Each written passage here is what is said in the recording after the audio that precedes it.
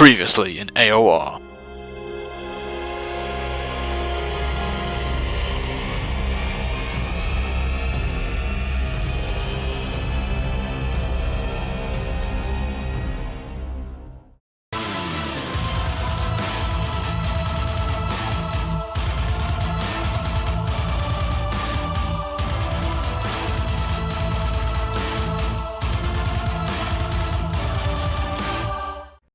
Hello everyone and welcome to the AOR PC Split 1 highlights. It's the second race of the season. We're in Malaysia and joining me as always is Ryan. Thank you, Justin. It is great to be back again for the second round here. We did see a very intriguing race at Australia, but these guys are now at a very technical track, lots of high speed and mid corner speeds for 28 laps. It could be a hell-raising race with a lot of strategies going to be played out. We'll see how we do. Yep, the last time out in Australia, Marco FD took the victory for Mercedes in the season opener, while Fat First took second and Klawutski took third. Should be a thrilling race here in Malaysia as we have a very fast and flowing track, as Ryan said. 28 laps will separate the drivers from victory and defeat, and with back-to-back DRS zones, there will certainly be no lack of overtaking and battling. Last season out, it was Gaston Rivero who took pole position with a 132.536, but it was Kifla who took home the win ahead of Christian Nenov and Alex Gillen. And now on for the side-by-side qualifying comparison.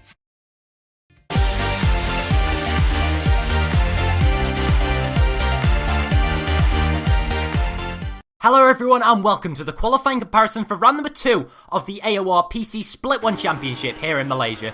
Today we have Klawutski in the Lotus on the left and the Force India of Burkov on our right hand side, as both drivers brake at around the 50 metre board into turn 1, taking it in second gear, with Burkov's line a little bit wider than Klawutski. But both drivers have negotiated turn 2 and are now coming through turn 3, where they're trying to get on the power as soon as possible, as well as minimising the wheel spin, which can be very, very difficult for both of the drivers, and in fact all of the drivers on the grid. But Klawutski at the end of sector 1 already has around a half a second lead over Burkov, which is quite a lot considering how small the first sector is. But anyway, as they've now come through turn 4 and on their way to the sweeping left-right section of turn 5 and 6, Klawutski coming through turn 6 knocks it into 4th gear, whereas Burkov holds it in 6th gear. So quite a bit of disparity there, but now coming through turn 7 and 8. Klawutski taking a very, very tidy line and well-mannered approach, I guess you could say, whereas Burkov a little bit more wild on the throttle, but now coming towards the uphill left-hander of turn 9. Klawutski hitting his apex beautifully and having around a 7/10 of a second lead over Burkov as we come towards this final complex of corners on the Sepang circuit. And now we have reached the end of the second sector, so just one sector remaining as Burkov gets he gets his car really, really out of shape through turn 10 and 11. Klawutski a little bit of oversteer on the exit, but coming through the slight left-hander of turn 12, their attention is very much focused on this double right-hander of turns 13 and 14. Klawutski running a little bit wide, whereas Burkov's line was a little bit better through that corner. They're both onto the DRS now as we come through this back straight, and their attention is very much turned to the final turn, turn 15, as Klawutski locks his inside front tyre, Burkov taking a nice smooth line through that final corner, but still Klawutski takes the lead, and he takes this comparison by a mighty 8/10 of a second for a 137.1. I'll now hand you back to Justin, who's going to take you through the grid. Thank you very much, Joe, for that qualifying comparison. So the grid for the second round of the AOR PC Split 1 League, we have AOR Hamish taking his first pole of the season with a 136.268, with Jack First a full 5/100ths of a second behind, with his teammate Fat First in third by a 10th off the pace. Marco FD, Hamish's teammate, is in 4th, with MiniBlack again impressing in 5th in his Sauber, with Crookie22 looking to bounce back from a disappointing Australia, lines up in 6th, with Double D in the Williams a full 7.5 off the pace, with Kowitski in the Lotus and a full 8 back on pole, with Granny 9th in his McLaren, with Canisbe in 10th place. Andrei making his first appearance of the season, lines up in 11th, with Race Fanatic in 12th with 1.4 seconds off the pace. Burkov lines up in 13th in his Force India, 1.7 seconds off the pace. DH1806 looking to bounce back from a disappointing Australia, lines up in 14th, and Rhino83 with a very disappointing qualifying, lines up 15th, but will start on the prime tyre for the race, with Thomas Irish HD the only man not turning up for this race due to personal reasons. And now let's head on to the track for the second round of the AOR PC Split 1 League for Apex Online Racing.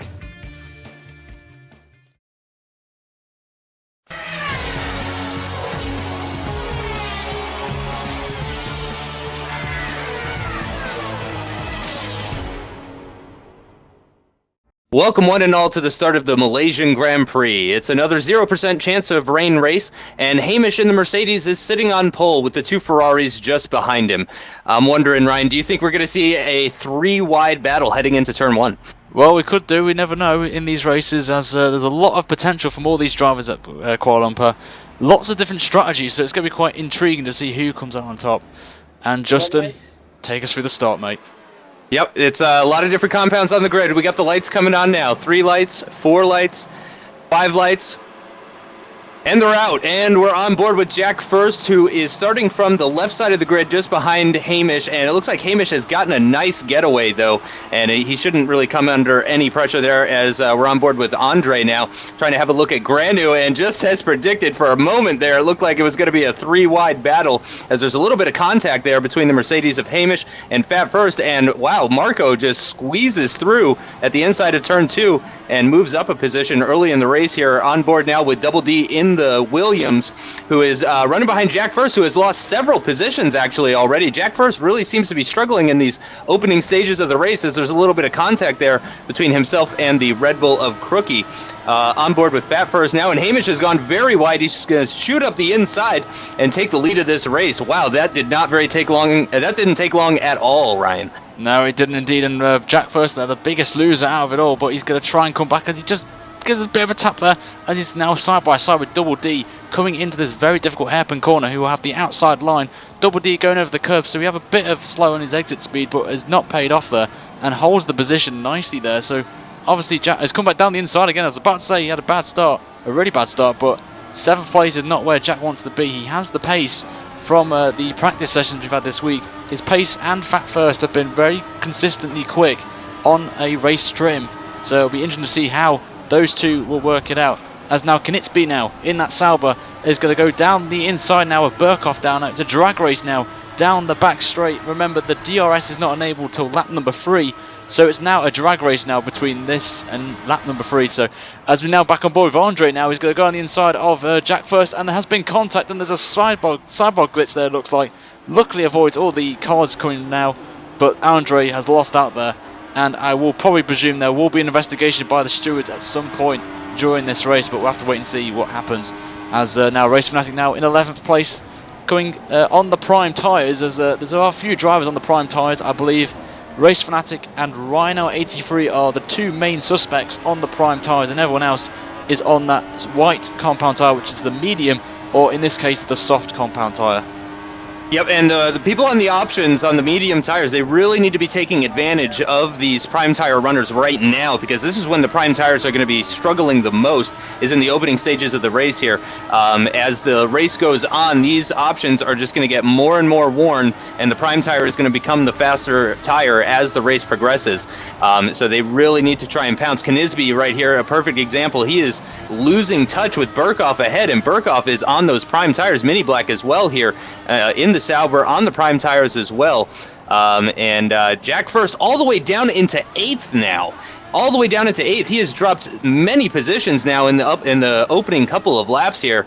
He's behind the McLaren of Granu now, and he's looking like he might have a go. Of course, as you mentioned before, no DRS until lap 3. He's going to have a look up at the inside, the penultimate corner, turn 14. There's a little bit of contact between them, but he gives Granu room at the exit of the corner. It looks like Granu had a little bit of a better exit there, or is running a little bit lower downforce, as he is squeezing all the way to the right, squeezing Jack First to the right. He's going to have the inside line for that final corner, and he's going to hold on to that position for right now.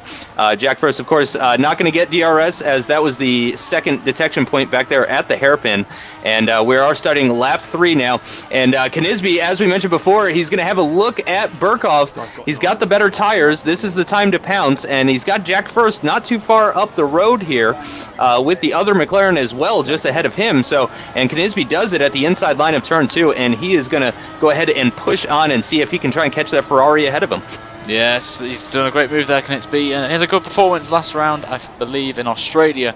So all these guys now, obviously Jack, who had the disconnection in Australia, needs to get some points on the board, as he is really potentially a contender for the championship on his raw pace online. So it looks like there's a bit of a squabble up ahead. We can see there Granu and Jack fighting for, I believe that's 7th place, and also a car in front. I think that's a Williams of Double D in 6th position. So it's a nice 4-way scrap now for this position. And in terms of the tyres as well, it is obviously mainly going to be, it's actually Hamish, actually, not Double D, as Jack will now go around the outside of Hamish into the start of the final sector. Is he going to hook it around the outside? If he does, that will be an impressive move, and he does so. That is great driving there from Jack first, but Hamish is having none of it, and we go now on to Granu in 9th place as he's coming towards the back straight, now entering it where the first of the 2 DRS activation points are, which is right here. If you're new to F1, most of the tracks have 2 detection points and activation zones, while some have 1, as Granny will use that DRS and hit over 200 miles an hour, breaking into this final corner now. And it looks like Jack is going down the inside of Hamish now, up into 6th place, and there's a bit of contact there between the 2 cars there, so that is very intriguing.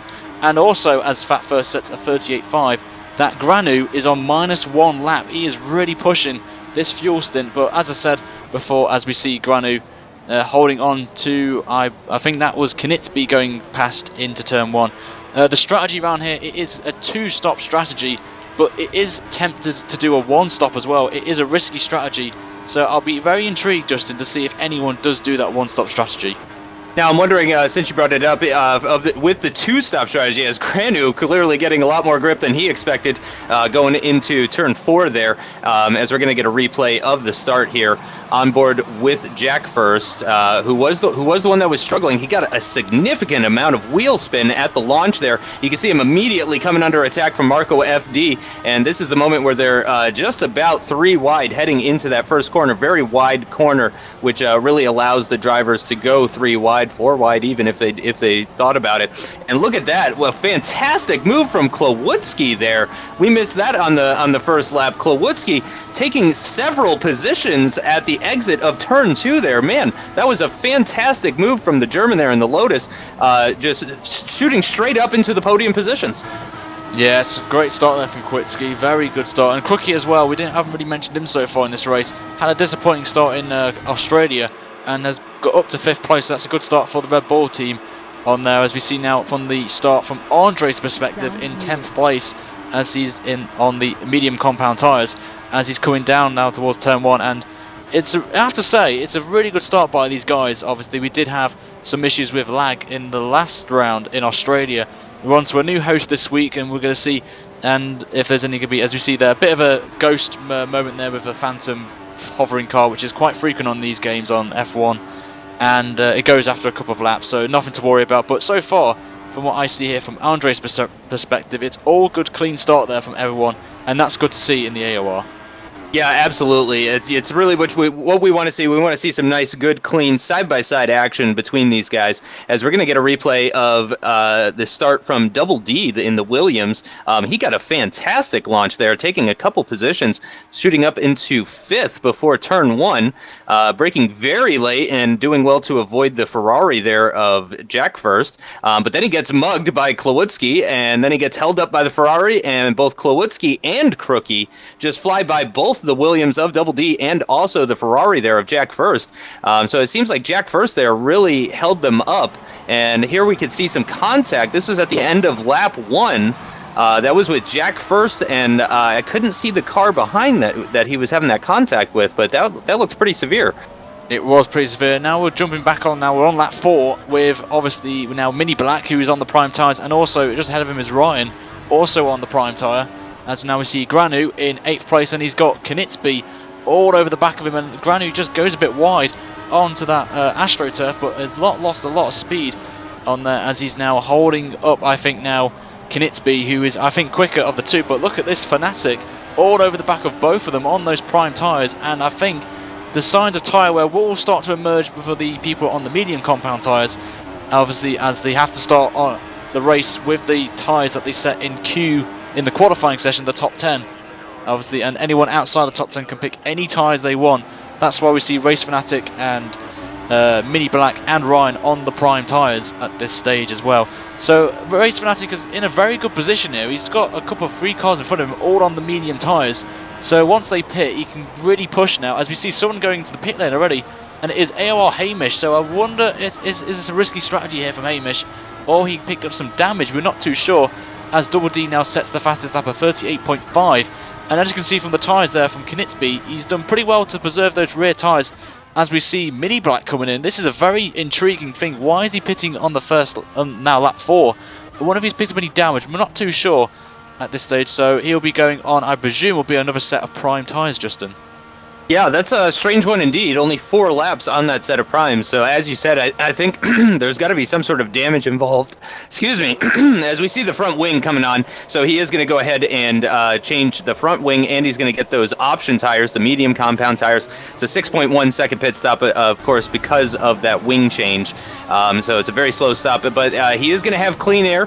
Lots of laps still to do in this race. 24 laps left to go, including the one that we're on.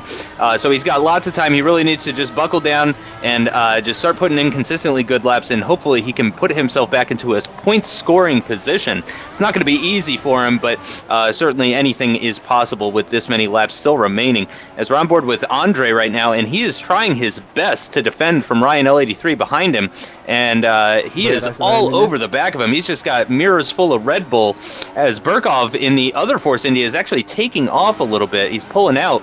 Burkov, of course, on those prime tires, so I think we are starting to see that crossover point where the option tires are no longer the faster tire in this race based on the tire wear. I think the mediums are really starting to slow down. Yeah, the primes can go quite far. We're on about 14, 15 laps, as some people can do, some can only do 12. It depends on what your setup is. As we see Andrei now and Burkov fighting over that 10th place, that final points paying position. As we see Double D, the first man to make a pit stop now as he goes onto those hard compound tyres.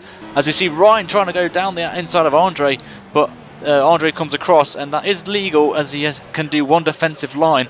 So he got away with that, Andrei. As Ryan's now going to try and go down the inside of both of the Force Indias and gets past Burkov up into 10th place. That's a bit of a tank snapper in the process, and he's now over the back of Andrei. Can Ryan get past Andrei into the start of the middle of the set? He's thinking of a move down that inside, and is he going to do it? And very good move there from Ryan, but they're still side by side. Andrei will have the inside into the next corner. That is some very good driving from the pair of them there to not avoid any contact, as Andrei will know from his incident with Jack on the first lap that he doesn't want another contact, Justin.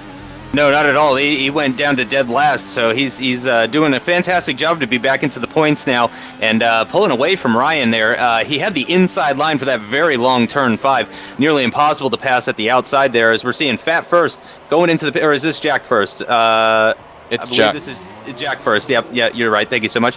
So Jack first, first of the Ferraris to pit. That's interesting. He really doesn't seem to be having a great race after a fantastic qualifying. He seems to be struggling quite a bit, at least in the early stages of this race. Maybe as the car lightens up with fuel, it will be more to his liking.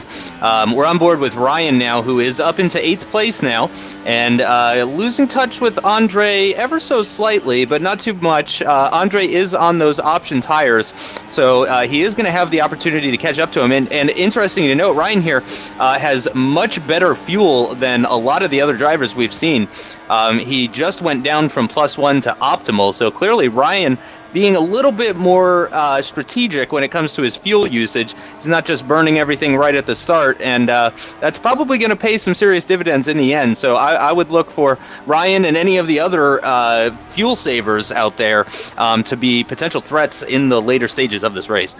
Yeah, it's going to be intriguing to see how obviously these prime runners do at the end stages. We can see DH there, who is doing very well considering he had a very bad start to his PC Split 1 career in Australia. Is in 11th place, and he is, I think, on the prime tyres as well. So he's doing pretty well, the German there, in his Lotus, and he's got Burkov all over the back of him. And also Jack there, 4 seconds down, obviously making his pit stop for the Ferrari on there. And you can see from these the tyre wear on the right hand side of your screens that the rears are really, really nice, which is quite a surprise. We can see Andrei now going into the pit lane, and I'm just hoping Ryan here gets the DRS, and he does so, which will pay Ryan dividends there. As we can see Crookie and Double D, who I believe have pitted already from that we saw off camera, as it looks like Double D is going to go down that inside of Crookie for 6th position, and he does so. As we see some more people coming out of the pit lane. We see Canisbe now in the pit lane, coming out the pit lane. As we see Andrei now going on those prime tyres, a 3.7 stop there, good stop there from the Force India team, and Granu a 4-second pit stop, so he will have lost ground to the cars he was battling with, but he will have Andrei and Canisbe now all over. As you can see now Burkov now fighting with DH for 8th position, and looks like DH will have that inside for this next corner, and he does so. That's a great move there from DH, showing his pace on why he is a Split 1 driver, as that is a great move there, Justin. That's a great move. Yeah, fantastic stuff. Very textbook. That's really what you want to do. Get the inside line, go side by side, take that racing line, get the nice exit, and just a really nice textbook move from the Lotus driver there, getting ahead of Burkov.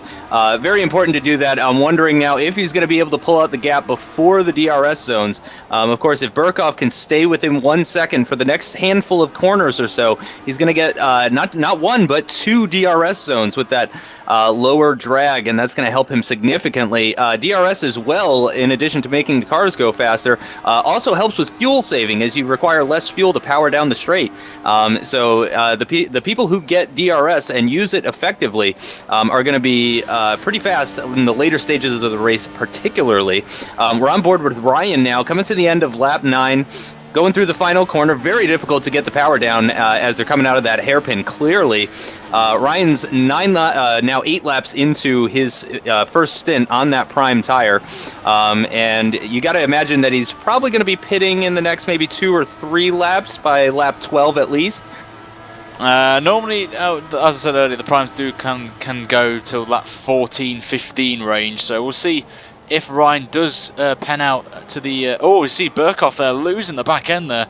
That could give us an indication of those prime tyres on the rears going off for Burkov there. But as I say, it depends really on your setup there. As we see now, Jack going to go down the inside of DH as they're side by side going through this left-right sequence here. DH will have the inside. There's a bit of contact between the pair of them, and Jack gets that done nicely around the outside. As we now see the race leader now, Fat first into the pit lane.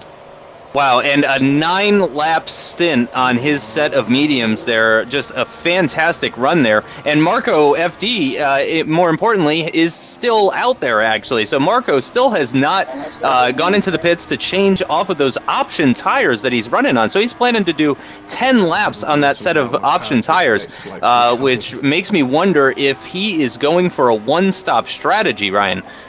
Yeah, I believe he is. He can... Really, the mediums can really maximum go around about 10, 11 laps, so I'll be amazed if he can do any more than that. As we see Double D now going to try and get past Ryan on the outside, as I think he will have the DRS, and he does go past around that outside into the final corner, and here comes Kowitski down that inside of Ryan. Ryan will let him bow through, and he has got his teammate behind him, so I wonder here if Ryan's going to let Crookie through, do a bit of multi-21 orders. You can see Ryan's not using his DRS, he's going to let Crookie through to try and keep up with Kowitski and Double D, and as you can see there, Crookie thanking Ryan with the flapping of the DRS there, so that's quite nice. Teamwork there from the pair of the Red Bull drivers there. As Double D has got past by Kowitski as well, as Kowitski's now up to 4th place. So Ryan is still out there on those prime tyres. He is scheduled to come in at lap 12, but I believe Ryan will try and risk it out and do a longer stint on the medium tyres, Justin, so we'll see how he does. Yep, that's going to be interesting for sure, as we're on board now with Fat first, the higher... Oh, no, his Race Fanatic has gone right off the track there. He just dipped both wheels, actually, the right side into the grass there, and loses the position to Fat first. He's on the back foot now, and he's going to have to pressure him and try and stay with him to try and maybe get the DRS to see if he can get that position back. But that's really not what you want to be doing, of course, as we're on board with Double D once again with his mirrors full of Crookie. Going into this hairpin, that's a great passing location. If he can hang it around the outside, though, and he does, he's going to have the inside line for these next couple of corners here, turns 10 and 11, and he's got that inside line, and he's going to hang on to that position. He successfully defends from Crookie, who is not making it easy on him whatsoever. We're on board now with Ryan, who is dropping off of those the two in front of him. I'm not sure he's going to get DRS, unfortunately, but the other Red Bull of Crookie is definitely going to get DRS. Unfortunately, I don't think he's got the exit speed coming out of that penultimate corner. He's definitely not going to be able to make a run going into the final corner, into this hairpin. He's going to have to hang back. He'll get DRS a second time, though, and hopefully he can get that Williams going into turn 1. I'm sure is his thoughts here. And Ryan, indeed, not getting the DRS there, dropping off a little bit, but he's got a nice gap to Jack first behind, passing a car in the pits as well. I'm not sure who that was. It was Race Fanatic. Race Fanatic, yeah. Race Fanatic dove into the pits. He's coming into the pits. He's changing from the primes onto those option tires, the medium compound tires. It's a nice 3.7-second pit stop, and it looks like he's going to feed out into this teammate battle. Oh, no, because Burkov is actually heading into the pits as well, and he's going to put on another set of the option tires as well. It's another 3.7 second pit stop there, and it seems like for the most part the pit crews are being pretty consistent here. We're not seeing too many bad pit stops. Yeah, it's good pit stop work by the teams here this evening, as we can see Andrei in 12th has got MiniBlack in front of him. I wonder if MiniBlack is on the medium tyres. I can't. Yeah, he is. As I said that, as he's got Andrei over the back of him, and it looks like MiniBlack will be coming in this stop, as it's indicating on the right hand side of your screens. As there's a nice little battle going on. There's battles going all the way down the field. There's a big train there I can see on the map coming in the last sector, so that'll be quite intriguing to see if the cameraman will go to that point on that track. So that'll be quite nice to see that battle. But Andrei's, I think he's falling off the pace now. He's falling away from MiniBlack, who is on worn mediums. So obviously we saw MiniBlack pit on lap 4, as Crookie has lost connection, and that is a real shame for the Red Bull team. Once again, 2 races in a row, Crookie has disconnected, but this time I think it was a hardware issue that caused his disconnection, which is a shame for Crookie, and it's now up to Ryan to try and get some points, as he will dive into the pit lane, gets a bit of a corner cut warning from the stewards, so that he needs to stop doing that, because he has been quite doing that recently in Australia, but gets away with that as he comes into the pit lane now, really aggressively into the pit lane, and see if the Red Bull boys will get him in position with, I believe it's Burkhoff, as well as he gets in some medium compound tyres, and it's another 3.7 stop by the Red Bull guys. That's a great stop there. Yeah, absolutely. I don't think he's going to be able to do 16 laps on this set of tires, but if he can manage to eke out 8 laps on this set of mediums, then he'll be looking good for a prime medium run. So Ryan could be very, very fast in the later stages of this race, doing 2 8-lap stints on the mediums. We'll have to see exactly how that plays out, but he's going to be one to watch for sure. As we're on board with Canisbe in the Sauber, he is the front-running Sauber right now. A little bit of a corner cut there at turn 4. Didn't get a warning or anything like that, but I'm going to give him my own personal warning that he probably shouldn't do that too much. And going through turns 5 and 6, love those corners. By far my favorite corners on the track here.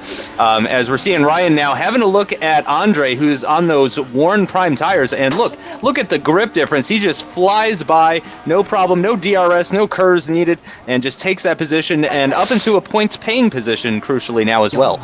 Yeah, I just want to point out, Justin, we don't have Kers, we have hers. Just saying. On there, right. and That's what I mean. Yeah, Canisbe in 7th place now on the prime time. So interesting enough, we're going to see now people starting on the primes if they can catch up to the likes of Canisbe.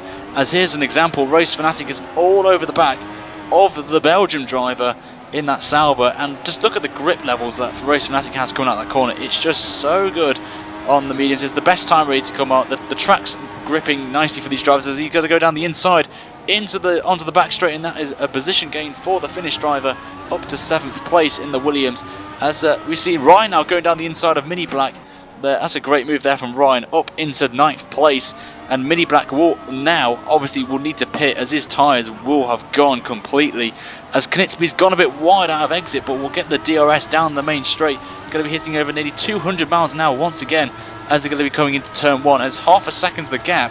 But what is the gap behind to Ryan, as we're going to see very momentarily, as Canisbe looked like a move down the inside of turn 1. I think that's a bit of oversteer coming into that corner, but it looks like it's about 8 seconds behind to Ryan. With Ryan on the mediums and Canisbe on the prime tyres, Justin, are we going to see Ryan catch up, as Ryan gets a 38.4? Yeah, new fastest lap of the race. He is definitely charging, as we see MiniBlack finally coming in, changing for a new set of the prime tires, another 3.7 second pit stop. Great stuff here, as Race Fanatic, interestingly enough, is pretty low on fuel. He is running just behind Granu, who we saw earlier in the race was having his own issues with fuel as well. Granu running very wide there before coming into the turn 7-8 complex there. Turn 7 and 8 sort of counts as one corner. So it's really just one movement of the steering wheel, but Canisbe now coming up on the back of them, but look at the grip difference coming up the hill, coming out of that turn 9 hairpin is really where you see the difference between worn primes and fresh options. As you can see, Race Fanatic already 8/10 away. I'm wondering if Canisbe is going to be close enough to get DRS. It's going to be very, very close. We'll see as he comes through the penultimate corner now. And we're going to see if he gets that DRS, and we're going to switch on board now to Race Fanatic, though, who is going to go down into lead mix. No surprise there, as he is on -1 laps of fuel and running just behind Granu. Granu goes very, very deep into the corner and just really opens up the door for Race Fanatic, who gets that DRS as well.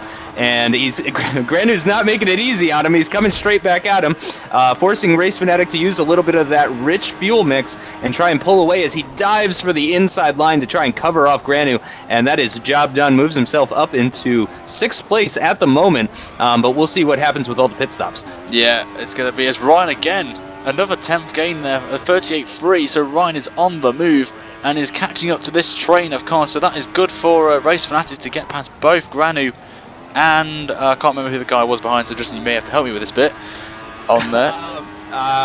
Granu, or no, behind Granu? Yeah. As I think Ryan has got clean track as well, so that's another factor to play into this.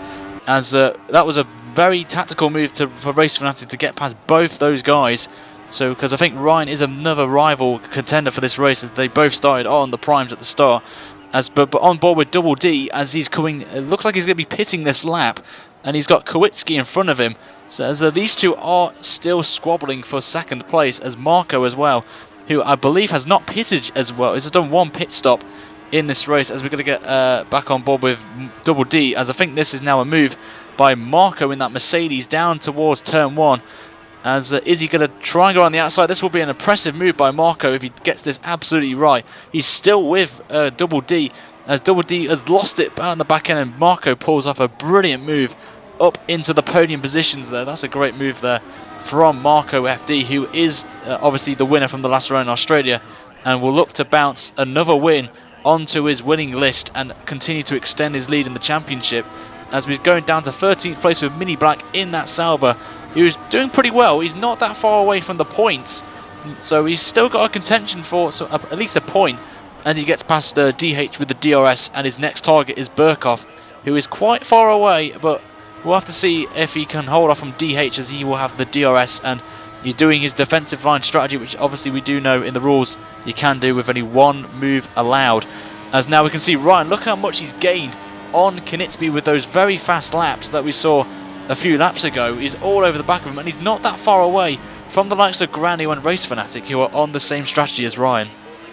Yep, absolutely. Ryan's going to be really quick at the end here. He's also going to be looking to possibly make a stop pretty soon as well.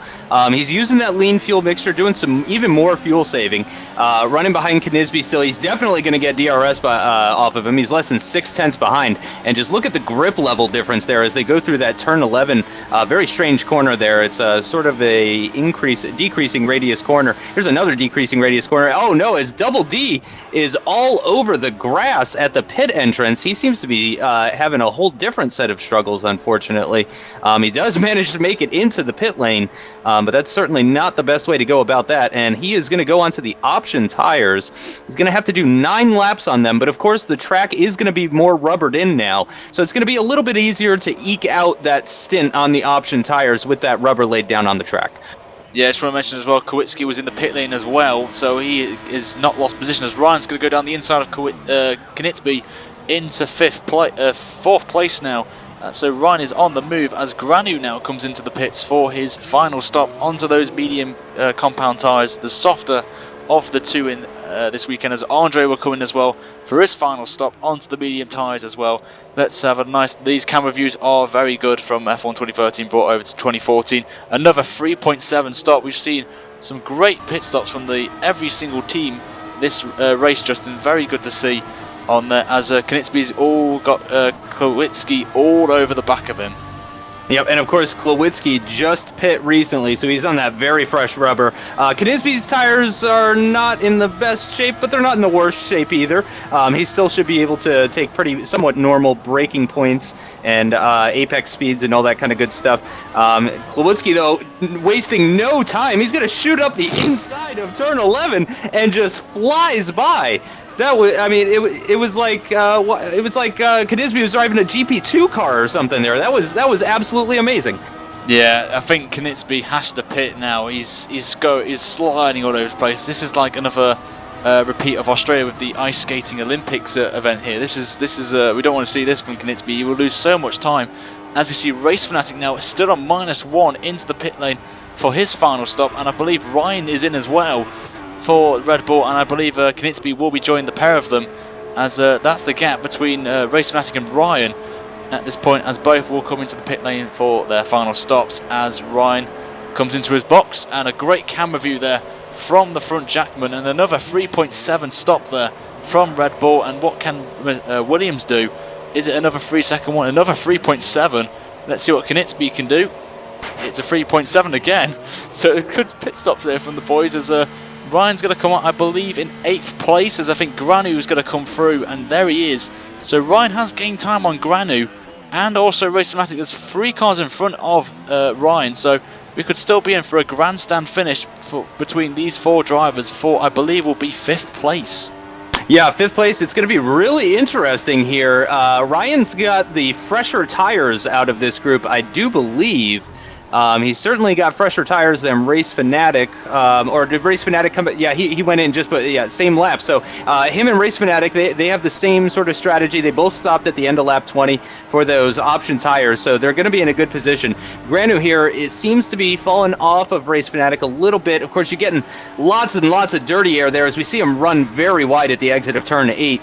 Coming down the run down towards the hairpin as Hamish gets a big old lockup. Ooh. And that is Hamish being lapped. So Hamish definitely having a race to forget there after starting on pole position. That is definitely a strange one, as he gets lapped by not even the leader, but by the midfield at this point. So Hamish is definitely going to be looking to forget about this race and just focus on the next one, as Fat First does a very fast lap. That's a 136.8.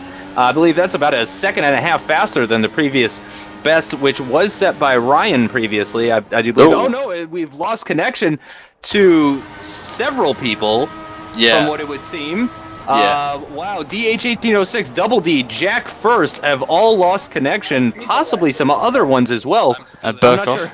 And Burkhoff as well. So losing a number of drivers out of this race. There's only 9 cars left on the track. That is really unfortunate. Yeah, and the reason for that is there was a lot of issues with Steam on the race night, as a lot of people from Split 2 and Split 3 and Split 4 all disconnecting.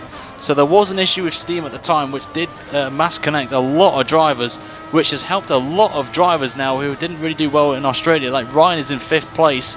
I think Race Fanatic's in a podium position, and Granu up to 4th, with Canisbe now in 6th. So it has benefited a lot of drivers, and I believe both Team First retired from the race as well, and obviously I think Kowitski as well. Oh no, Kowitski didn't retire. I can't remember who else, but that was a real shame for some of the drivers there. Some of them were really fighting for the win, really, especially Fat First, who was leading the race as well, with Marco FD, who is now the race leader with only 4 laps to go. That is a shame for some of those drivers, but it benefits some of them. As you can see, Ryan now is pulling away from Canisbe. There's a 2.8 gap between him and Ryan, and Ryan is only 1.4 behind Granu, as we did mention that Granu has got a lap older tyres than Ryan, and he's on lean as well. Oh, I say he's up to standard now, as he is trying to hunt down Race Fanatic, who's 2.1 seconds up the road. It could be a very interesting battle between Ryan and Granu, Justin. Yeah, all of a sudden that battle for 5th is now a battle for 3rd, as Race Fanatic does seem to have the measure of Granu possibly, and we're going to have to see the Sector 2 split, which is coming up here after the hairpin. And interestingly enough, Granu was the one that we were watching, that we were pipping early in the race for possible fuel problems, and Ryan was one of the drivers that we were praising for his fuel saving. And now it's the exact opposite. Ryan is now on -1. Granu is on. He's fine on fuel. So very interesting development here, as Ryan is 1.2 seconds, 1.234 off of Granu at the moment, as they're coming on to the back straight, coming through the penultimate corner, and Ryan did not get DRS there. Of course, thankfully for him, Granu did not get DRS off of Race Fanatic either, though, as he seems to be pulling away and running away with that podium position.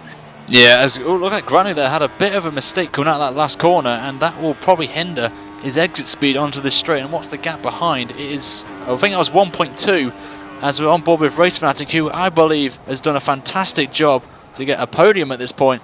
But it's not over yet, as you can see, Granu now is on -1 laps. He is now fuel saving, but he still is fighting that McLaren to try and get a podium for will be his first podium of the season, and a very strong performance on both these cars. Race Fanatic, Granu and Ryan have done a fantastic job in every perspective, as Ryan is only now 1.3, gets a bit of curb which pushes him a bit wide on there, and he's up to Rich, which I believe is a risky strategy as he's now in -1, and as I said that, he drops it to lean through this middle sector on there and is back up to optimal and goes a bit wide with the slight dirty air from Granu in front of him.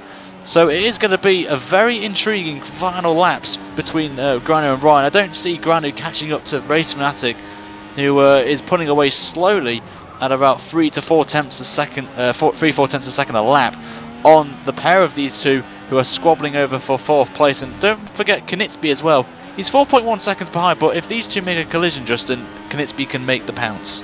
Yeah, that's what you got to do. You got to be there and ready to pick up the pieces just in case if something happens. You can never give up. You got to keep pushing, and that's exactly what Canisbe's doing.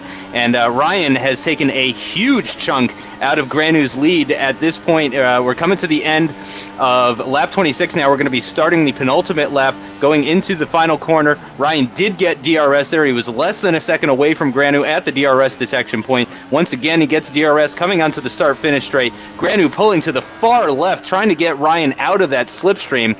Once again, he is in -1. Ryan, though, with that DRS, just closes massively on Granu. Granu moves to the inside, protects that inside line for the very long turn 1.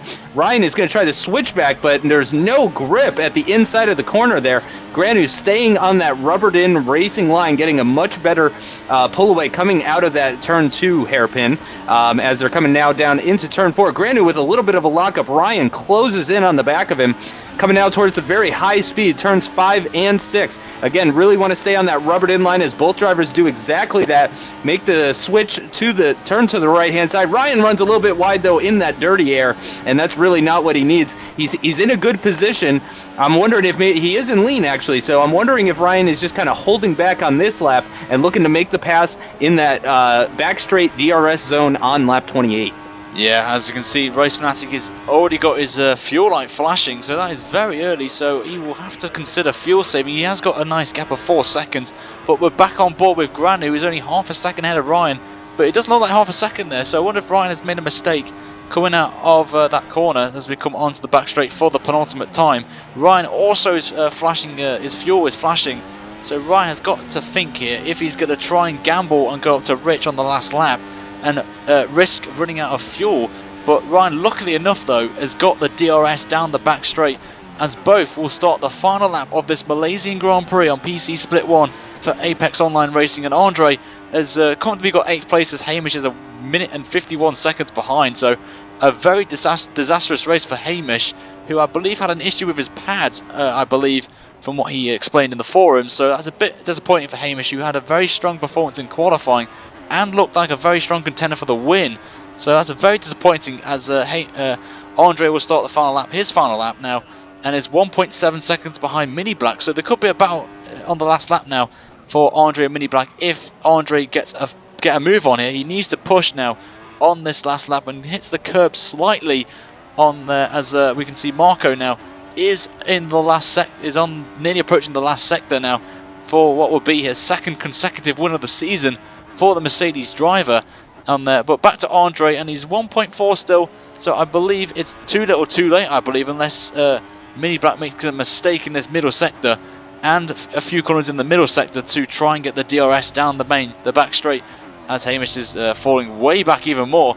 It's now nearly 2 minutes. I think I've never seen that before in a league race on AOR, as they're coming now, as Marco FD will take the win on there by a resounding pace. So a great performance there for Marco on a one-stop strategy, Justin. That is very impressive.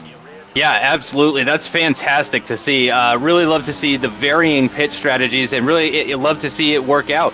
As we're on board now with Ryan L83, he's still behind Granu. It's the final lap of the race, and it does appear that Granu is going to hold on to that 4th place position, as Race Fanatic, as you can see, is very excited about his first podium in Split 1, and Granu is going to hold on to that 4th place position ahead of Ryan. Canisbe comes home in a very, very nice 6th place, sputtering across the line just not too far ahead of his teammate MiniBlack. So a nice double points finish for the Sauber boys here. Very impressive stuff. Andrei, in the end, could not catch up to MiniBlack. Too far away in the end, unfortunately. He just couldn't get there. As we see Marco crossing the finish line, looking very happy there for his second win of the season. As we're going to go through the race results for the Malaysian Grand Prix, as we have Marco there winning by 11 seconds from Kowitski. A very strong finish for the German in second, with Race Fanatic seeing my driver of the day in third place, and the Finnish driver coming home 28 seconds behind Marco FD. Granu beats Ryan for fourth, with Canisbe in sixth place in the Sauber, with his teammate MiniBlack in seventh, a full 49 seconds behind, with Andrei in 8th place, and AOR Hamish completing the field in 9th, as there were only 9 runners at the end there, as Fat first, Jack first, Double D, Crookie, Thomas Irish HD, who did not make the race, and a few others did disconnect from that mass disconnect from Steam with the error on there. And Justin, who is your driver of the day for this round?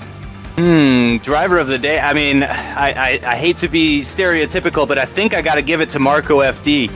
Going for that alternate strategy, starting from I believe it was 4th on the grid. Certainly, not at the front. He wasn't on the front row, but he had a fantastic start. He showed fantastic race pace.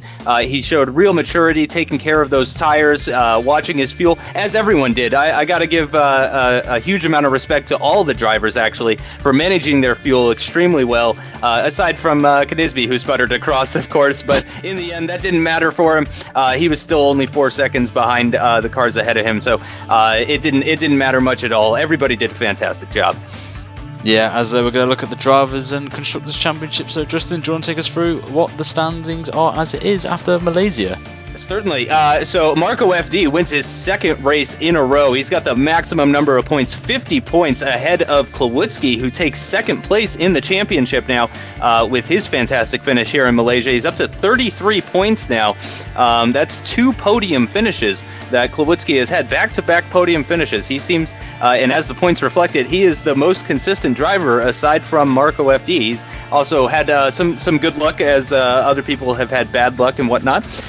But Race Fanatic as well moves up 4 positions into 3rd in the championship with that fantastic podium finish. What a difference from Australia that has made for Race Fanatic. He jumps up. He's got 21 points now to Fat First's 19 points. Very surprising not to see either of the Ferraris in the top 3. Fat First drops down into 4th place with those with his 19 points. MiniBlack holds on to his 5th place position with yet another points scoring finish here in Malaysia. Great job from the Sauber driver of MiniBlack, who hangs on to 5th.